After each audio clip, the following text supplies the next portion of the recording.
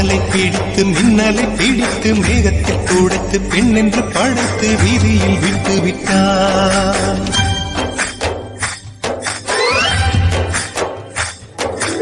இப்படி இன்னொரு பெண்மையை படைக்க தன்னிடம் கற்பனை தீர்ந்ததை எண்ணித்தான் பிரம்மனும் மூச்சையுற்றார்.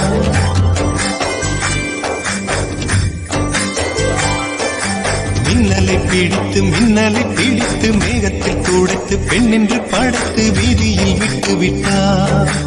இப்படி இன்னொரு பெண்மையை படைக்க தன்னிடம் கற்பனை தீர்ந்ததை எண்ணித்தான் பிரம்மனும் மூச்சையுற்றார்.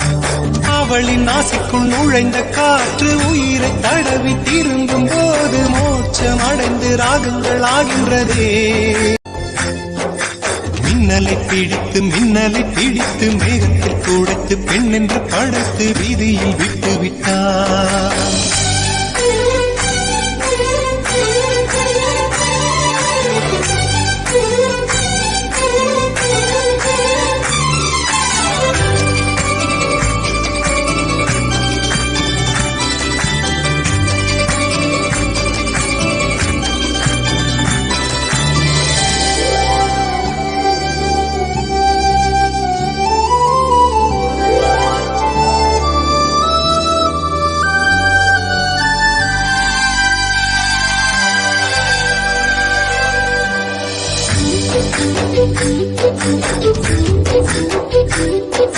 நிலவின் ஒளியை பிடித்து பாலில் நனைத்து கன்னங்கள் செய்து விட்டார்.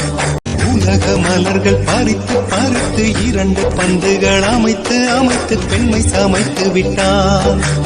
அழகு என்பது ஆண்பாலா பெண்பாலா என்பதில் எனக்கு சந்தேகம் தீர்ந்தது. அழகு என்பது நிச்சயம் பெண்பாலடா. கவிதை என்பது மொழியின் வடிவம் என்றொரு கருத்தும் இன்று உடைந்தது. கவிதை என்பது கன்னி வடிவமடா.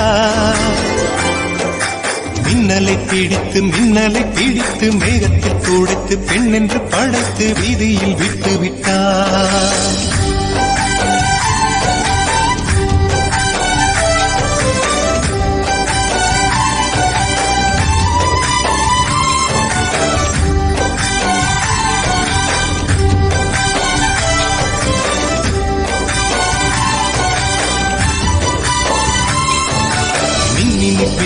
மின்மினி பிடித்து கண்களில் பறித்து கண்மணி கண் பறித்தாள்.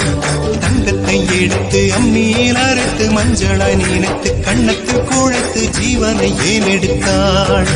காவித்துறவிக்கும் ஆசை வளர்ப்பவள், அழுதும் புல்லுக்கும் ஆண்மை கொடுப்பவள், பெண்களின் நெஞ்சுக்கும் பித்தம் கொடுப்பவளே.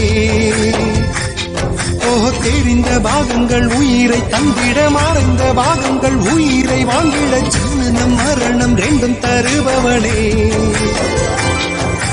மின்னலை பிடித்து மேகத்தில் துடைத்து பெண் என்று படைத்து வீதியில் விட்டு விட்டார்.